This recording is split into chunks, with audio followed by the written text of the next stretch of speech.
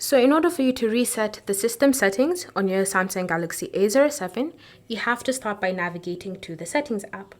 Scroll and select the option General Management, and then tap on the option Reset. From here, scroll down until you find Reset All Settings, tap on that, and then you should see all the settings that will be excluded from the reset. So things like the screen refresh rate or even just the screen timeout will be taken back to their default. But things like your security settings, pin password or pattern, languages, language packs, your accounts, personal data, and settings for downloaded apps will be kept the same. So just tap on reset, confirm your choice, and then wait for your phone to go through a restart process as it goes through this, as it resets every setting.